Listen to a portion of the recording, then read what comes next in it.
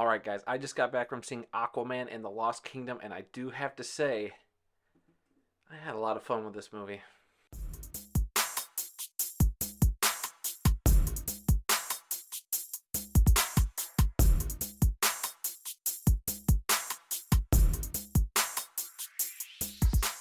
So, Aquaman and the Lost Kingdom is the new James Wan film and the final film of the DCEU, or the DC Extended Universe as they're calling it, before it gets rebooted in 2025 with a new Superman movie. But we're not here to talk about that. We're here to talk about this film and judge it on its own merits as a sequel to the very successful first Aquaman film, which is the only film in the DCEU to gross over $1 billion, which is a pretty big achievement.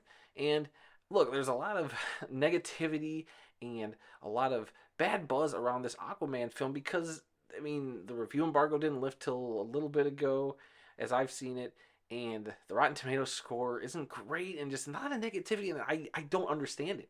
I actually thoroughly enjoyed this film. I had a blast. Does it have its issues? Sure. What movie doesn't? But I think that a lot of people are going to overlook this and just see the bad reviews, and I had a blast watching this movie.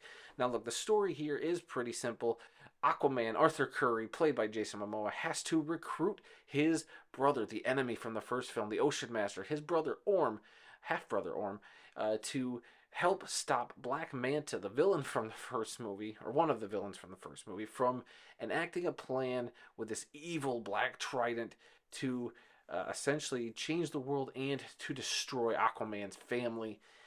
And I think it's a very simple premise. At times, this gets admittedly a little cheesy, but it also gets to points where it's very Lord of the Rings esque, which I think is a very cool thing. And visually, James Wan is a filmmaker. I haven't seen anything he's done that I've hated. I think he always goes in. It's not like he's going in to make a bad movie. James Wan comes in and he is just trying to make the best movie he can. And I think they took a lot of swings with this film. Not everything lands, but I think for the most part, they have a very solid movie here that I think is almost on par with that original up there.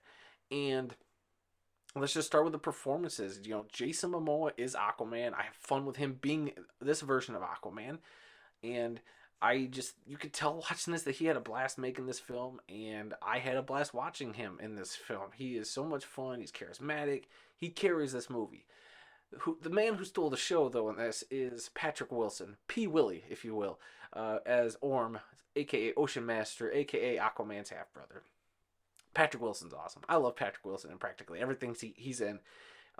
I thought he was the best actor in the film.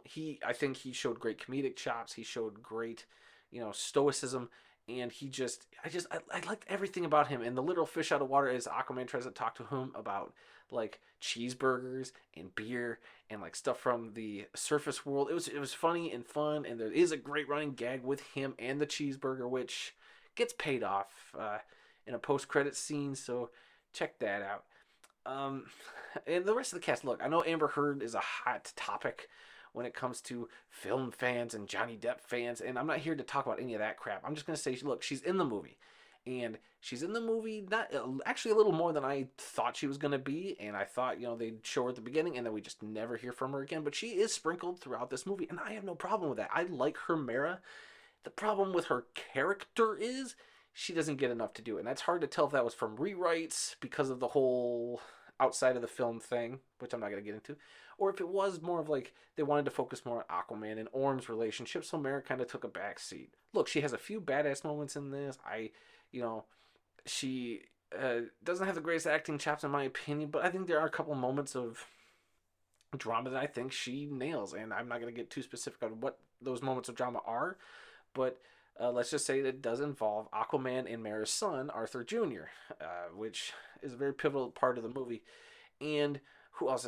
Nicole Kidman comes back. She's great. Dolph Lundgren's in this again. He doesn't have the greatest acting chops in my opinion. He was one of the weaker aspects of this film for me. He's in it a little bit more than I anticipated. But look, overall, it's a fun cast. It's a colorful world. The special effects, I think, are really up there. I mean, there are times where you could kind of tell that, yeah, we're in a special effects world. Atlantis itself is a big CGI fest, and there's a few battles that I did feel a little lost in the CGI mess of creatures and people clashing with lasers underwater. But it never stopped me from going that, it's fun. I do think, it's not Shakespeare. It's a DC movie, a comic book movie, and it's just a fun ride with a message in it that I'm sure some people will say is ham-fisted into the movie. I didn't have a problem with the message. I won't say they hit you over the head with it. They do pretty much hit you over the head with it. But I didn't get bothered by it. I'm sure there will be some people out there who will use the words woke or, dumb stuff like that when they don't, know how to fully articulate, what they're feeling about a movie. Oh, this is woke garbage. Come on, sit down, people. It's fine. It's a movie. You don't have to agree or disagree with the message, but going and crying on message boards and Twitter is not the way to go about it. So, whatever. But look, at the end of the day, again, I'm not saying this is the greatest film you're ever going to see, but I do think this is a solid film, and I want to give this a B minus.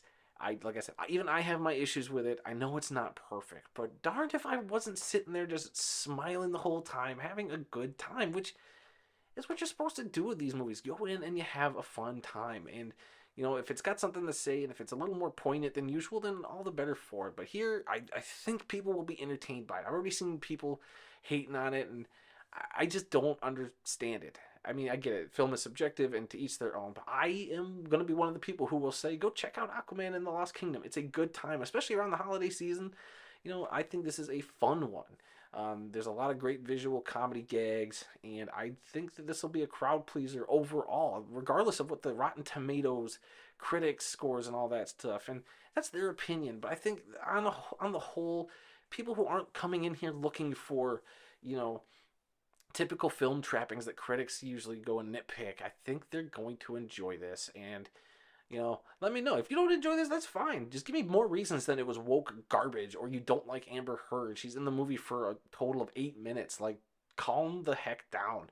If you hate this movie because of an actress that's in it, get over yourself.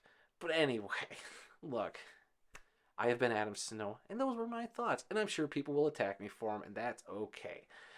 Please, if you could also hit that like button or dislike button. Either way you click on it, guess what? It helps my channel out, and I'm fine with that.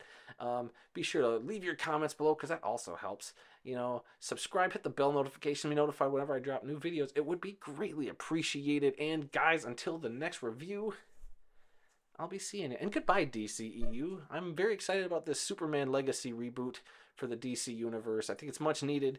And, hopefully we can get people back on board with loving DC again, which would be a lot of fun for me. So, until then, in a couple years, see you then, James Gunn and everybody else.